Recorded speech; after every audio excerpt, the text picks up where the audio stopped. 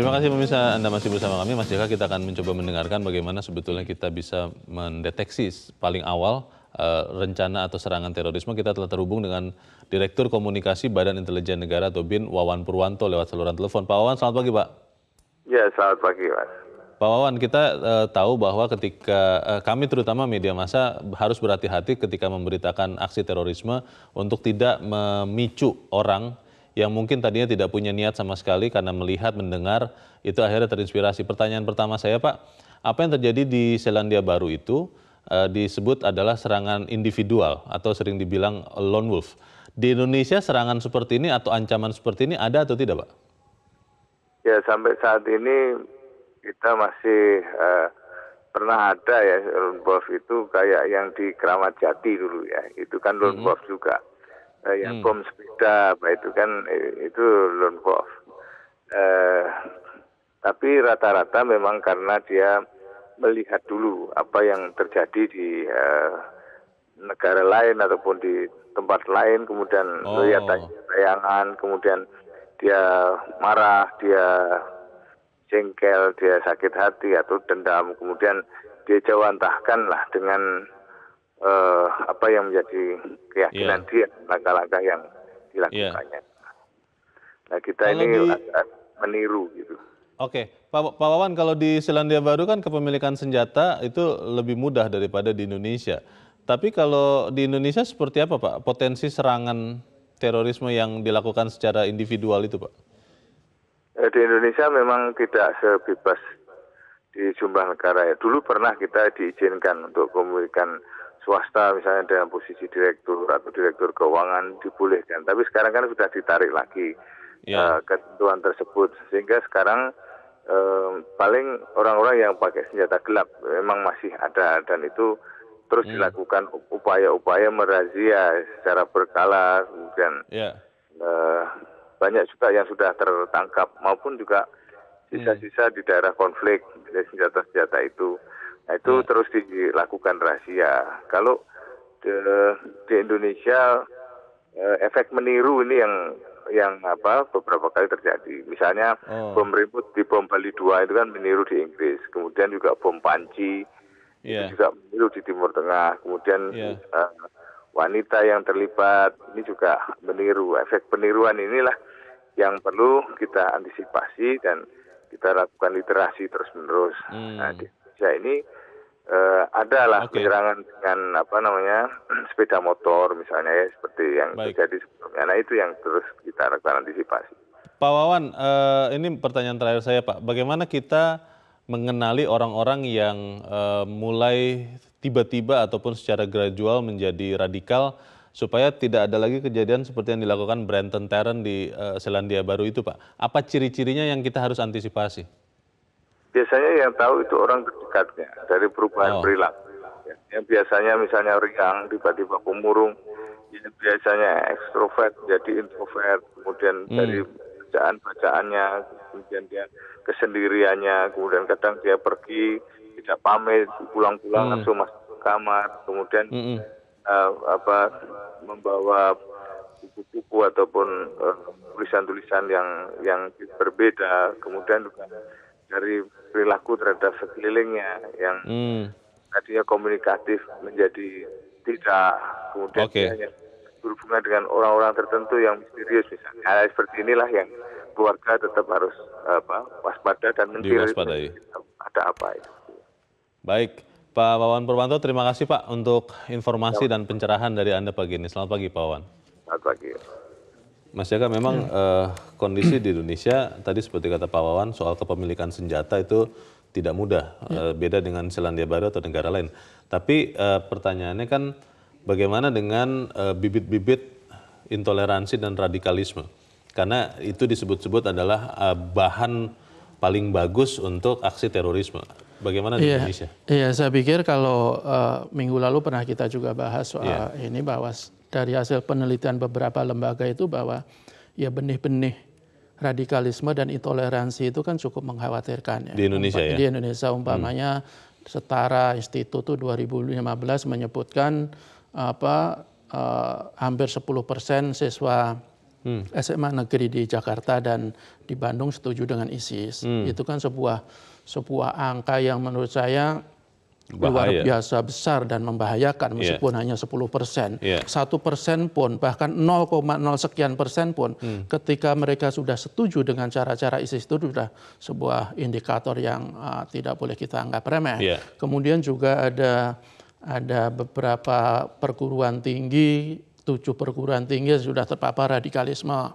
Juga sekitar 40% mahasiswa setuju dengan paham-paham radikalisme meskipun sementara menjadi simpatisan, belum menjadi partisipan. Ini sebuah fakta yang tidak bisa kita kesampingkan begitu saja, karena ketika benih-benih ini dibiarkan, mereka akan tumbuh subur karena pupuknya juga banyak.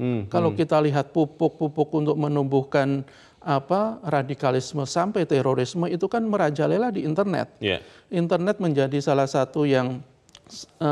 salah satu cara yang paling efektif dan paling diandalkan kelompok teroris saat ini. Sebagai gambaran, kalau dari Pusat Kajian Terorisme dan Konflik Sosial UI, seperti juga kita sampaikan minggu lalu misalnya, itu terpidana teroris, 85% terpidana teroris itu mengaku melakukan aksinya hanya setahun setelah dia terpapar radikalisme di internet. Lewat internet. Nah, padahal sebelumnya ketika belum ada internet, pelaku terorisme itu butuh waktu 5-10 tahun untuk melakukan teror. Ini ada pergerakan yang sangat cepat dengan adanya internet, itu upaya-upaya untuk menanamkan bibit-bibit radikalisme sampai akhirnya menjadi pelaku teror itu tidak butuh waktu lama.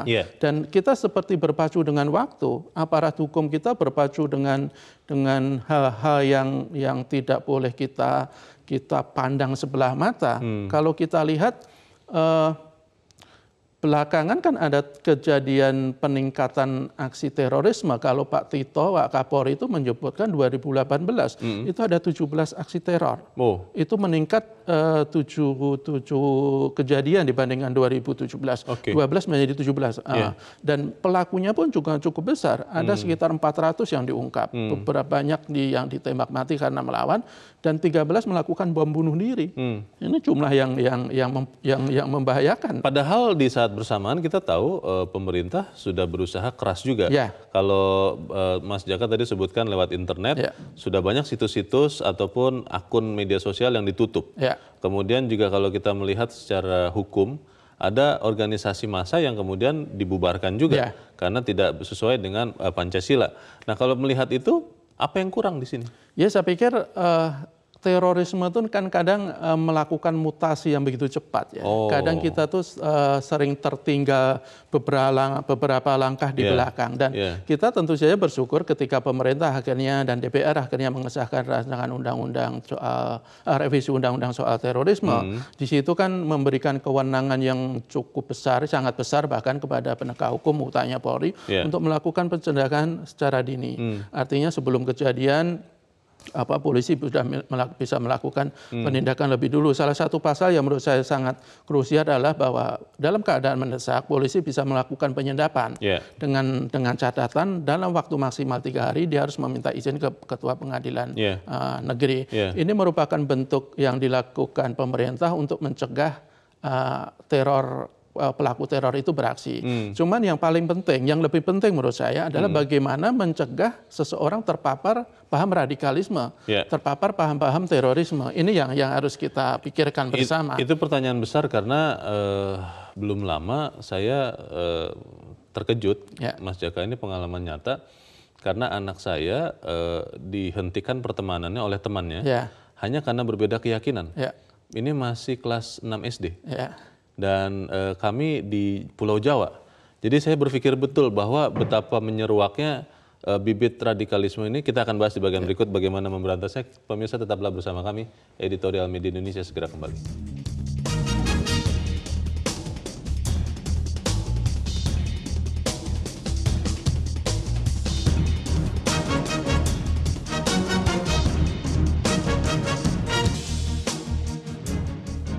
Terima kasih pemirsa, Anda masih bersama kami. Mas Jaka, sebelum kita mencari tahu formula tepat untuk meredam radikalisme, kita akan mencoba mendengarkan pendapat pemirsa Metro TV. Kita saat ini sudah terhubung dengan Pak Ikhwan di Jember, Jawa Timur. Pak Ikhwan, selamat pagi Pak. Selamat pagi Kang Jaka dan Bang Leo. Selamat pagi Pak Iwan. Silakan Pak pendapat Anda Ya, Pak. di dalam komunitas sosialitas manusia itu ada 4 grup besar yang menjadi pemacu, pemicu, harmonis dan disharmonis hubungannya, yaitu negara, agama, keluarga, dan lembaga ilmiah. Jadi bisa saja negara konflik dengan agama yang kita lihat seperti terorisme ini. Juga dengan keluarga, karena keluarga juga disadap oleh agama. Begitu juga lembaga ilmiah bisa juga konflik dengan agama dan negara. Nah, yang jadi masalah sekarang, selama itu masih berdiri tegak, yang prinsip, yaitu berdiri di atas aspek formalnya, maka dia harmonis. Tapi kalau sudah dogmatik, eksklusif, ekstrim, jadi dia tukang vonis, tukang klaim, dan tukang teror begitu. Nah, kalau itu maka akan terjadi penyimpangan pemikiran, sikap, ucapan, perilaku dalam hal ideologi Islam. Nah, untuk itulah maka tindakan represif sesuai dengan undang-undang yang baru saja disahkan itu misalnya tentang terorisme, radikalisme. Nah, sesuai dengan itu maka tindakan represif itu harus dilakukan. Seperti Densus 88. Kalau perlu korupsi juga dibentuk Densus 99 begitu. Lalu kalau kemudian kita kembali kepada persoalan yang utama, secara preventif sebenarnya RT RW itulah yang paling tahu penghuninya itu siapa, sehingga tidak terjadi seperti yang disimbolkan. Nah, kemudian tindakan yang paling efektif, efisien itu persuasif, edukatif.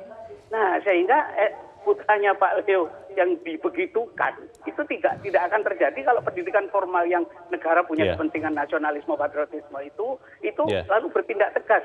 Lalu guru itu bukan hanya mengajarkan formal, tapi dia memberikan persuasif, edukatif dalam arti pendidikan, transformasi nilai norma, agama itu harusnya yang bagaimana. Tapi Majelis Ulama sudah menyatakan terorisme itu bukan jihad. Itu dan juga mungkin sudah.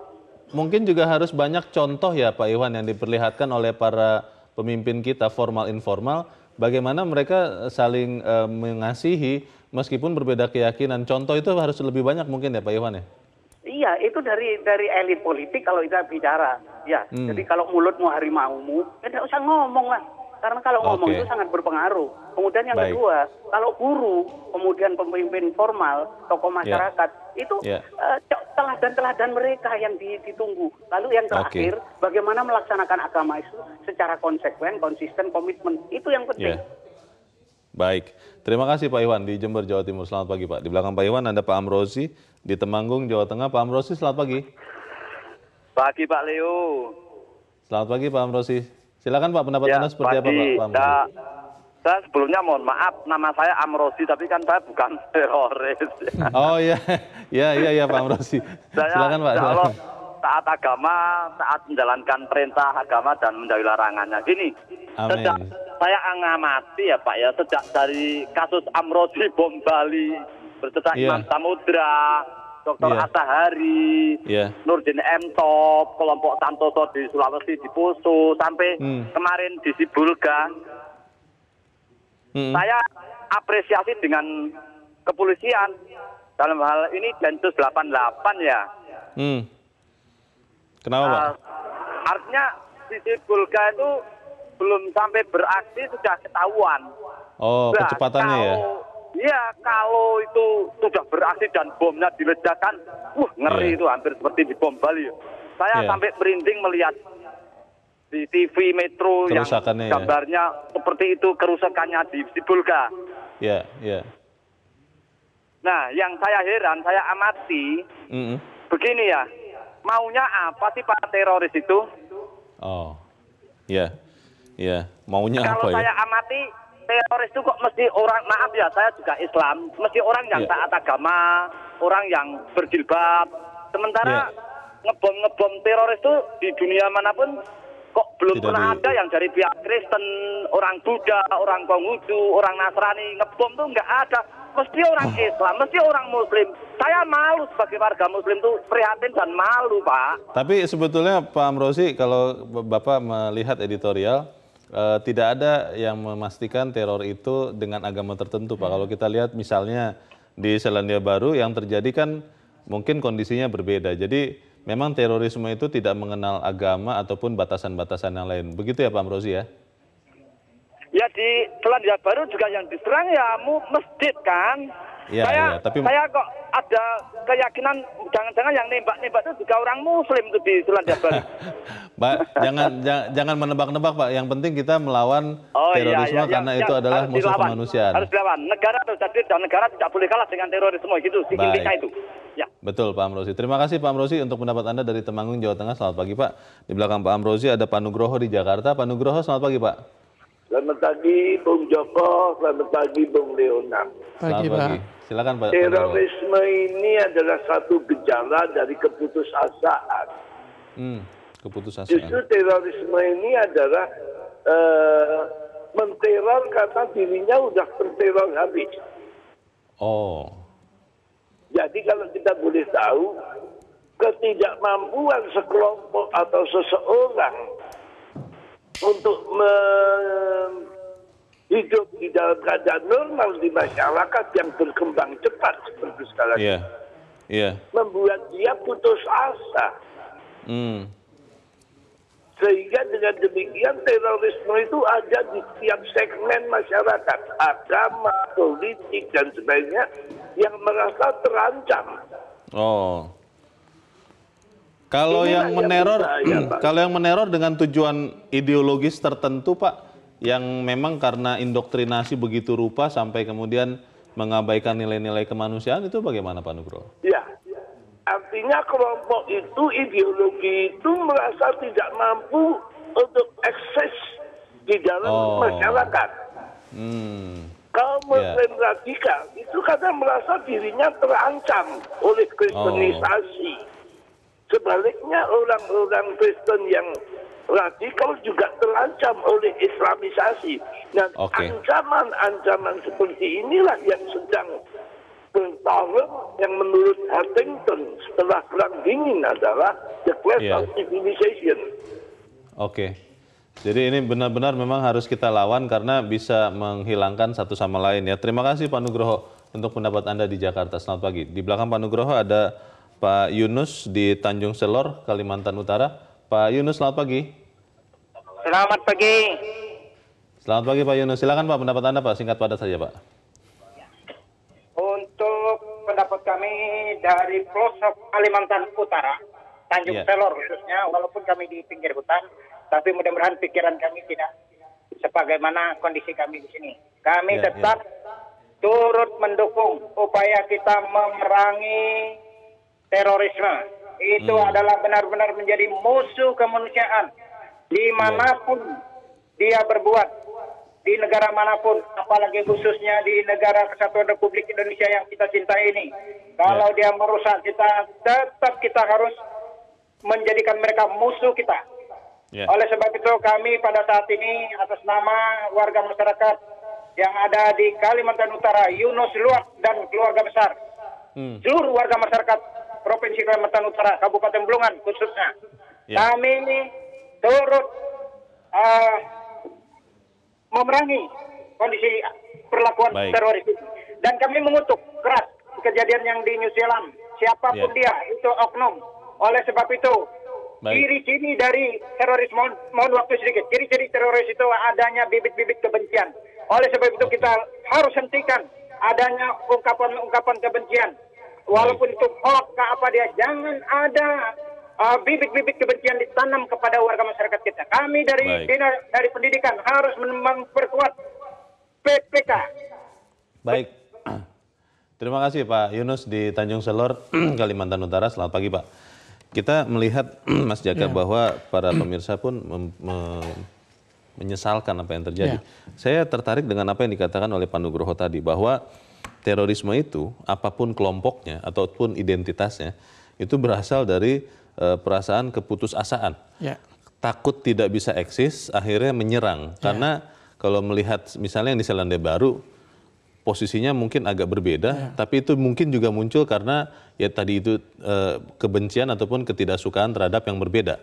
Pertanyaannya, kalau di Indonesia itu masih ada begitu bebas, ini kan bom waktu Mas, bagaimana? Ya saya pikir pemicu pertama terorisme itu kan sebenarnya kan ketidakadilan ya. Ketidakadilan ketika seseorang merasa merasa terpinggirkan, ketika kelompoknya merasa disudutkan, terus disudutkan oleh kelompok-kelompok lain, karena mereka merasa tidak bisa melawan secara benar, dia melakukan dengan cara-cara yang kotor. Itu sebenarnya kan pemicu terorisme pertama seperti itu. Artinya apa? Di Indonesia pun juga ada kelompok-kelompok orang-orang yang merasa seperti itu. Artinya bahwa mereka merasa diri dan kelompoknya itu merasa dipinggirkan. Padahal kalau kita lihat pemerintah kan sebenarnya sudah berusaha semaksimal mungkin untuk membuat semua kelompok, semua pihak, semua individu di negara kita diperlakukan sama. Itu menurut saya yang harus kita sadari bersama, dan ini menjadi tugas kita bersama bagaimana kita terus mengikis paham-paham yang merasa disudutkan sehingga mereka merasa terpinggirkan untuk kemudian merasa perlu melakukan upaya-upaya yang tidak diatur oleh hukum. Kita menyimpang dari ketentuan hukum dan norma-norma agama. Saya pikir ini sebuah persoalan yang saya yakin akan terus ada, karena kalau kita lihat jaringan terorisme di dunia ini kan terkait cukup erat ya. Apalagi ketika ISIS itu sudah babak belur, di Irak sudah bisa dibasmi, kemudian sekarang di Suriah itu tinggal memusnahkan saja. Mereka biasanya akan menyebar ke negara-negara lain, menyebarkan paham-pahamnya, mengajak simpatisan untuk bergerak di negara-negara lain. Dan ini harus kita waspadai bersama. Mencegat paham radikal yang diawali dengan intoleransi itu menjadi tugas utama. Kalau saya berpikir yang paling bisa memainkan peran adalah kita sebagai keluarga. Bagaimana mengefektifkannya, kita akan bahas di bagian berikut. Pemirsa tetap bersama kami, Editorial Media Indonesia segera kembali.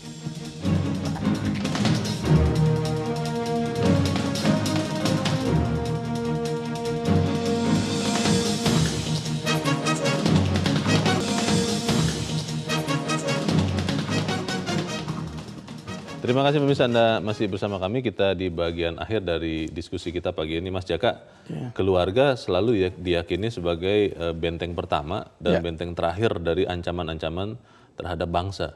Nah, kalau dalam hal melawan radikalisme yang menjadi bibit terorisme, kita bisa kan melakukan itu? Harusnya bisa. Artinya apa?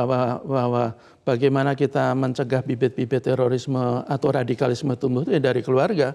Umpamanya sebagai orang tua kita mendidik anak betul-betul menjunjung tinggi toleransi. Misalnya itu kan salah satu upaya untuk membentengi dari paham-paham radikalisme. Setelah keluarga kita beres, atau ke anak, ke istri, ke saudara, ke orang tua dan segala macam, habis itu ya kita ke tetangga.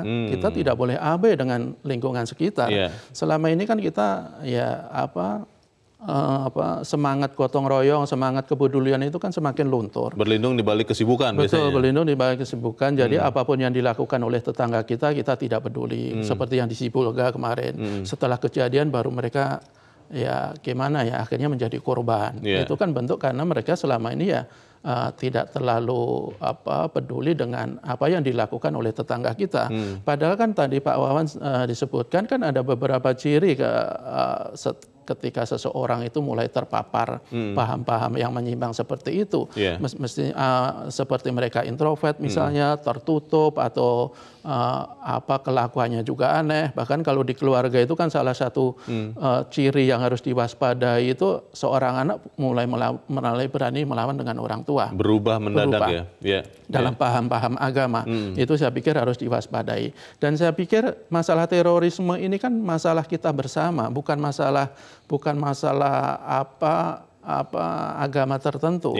Saya sangat tertarik dengan apa yang nyatakan oleh salah satu khotib di masjid di salah satu wilayah di Amerika Serikat baru-baru ini setelah kejadian di Selandia Baru. Dia bilang begini, kalau Anda marah, kalau Anda mengutuk kejadian di Selandia Baru karena korbannya adalah Muslim, berarti Anda belum menjadi Muslim seutuhnya.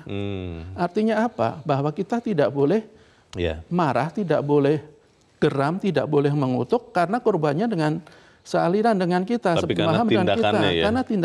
Karena tindakannya terhadap manusia. Begitu juga ketika umpamanya kelompok Kristiani marah ketika saudara-saudara seagama mereka di Nigeria dibantai oleh Boko Haram, mereka marah hanya karena satu agama, itu tidak betul. Artinya kita harus marah karena mereka membantai manusia, karena mereka menginjak-injak martabat manusia. Itu yang harus kita tanamkan. Ketika kita memandang terorisme lepas dari agama, itu saya pikir itu sebuah modal untuk bagaimana kita menekan bibit-bibit radikalisme. Tetapi ketika kita masih melihat terorisme dari sudut agama, dan harus kita akui ketika di media sosial, Bang Leo, itu ketika ada kejadian terorisme, itu komentar-komentar itu masih menyinggung agama. Saya pikir ini sebuah hal yang harus kita hindari secepat mungkin sehingga kita benar-benar bisa toleransi dan mencegah terorisme. Kita bisa mencegah asal bersama-sama ya. Betul. Mas Jaka, terima kasih sudah hadir di sini, Mas. Selamat pagi. Pemirsa, kita perlu meneguhkan kembali perlawanan terhadap bibit terorisme seperti intoleransi dan radikalisme. Bibit atau benih itu harus betul-betul dimatikan, jangan sampai tumbuh, apalagi disiram terus dengan narasi-narasi kebencian dan fanatisme kebablasan. Karena sesungguhnya terorisme berdasarkan agama justru adalah orang yang tidak beragama. Semoga kita bisa menjaga bangsa kita. Saya Leonard Samosir, terima kasih Anda sudah menyaksikan. Selamat pagi.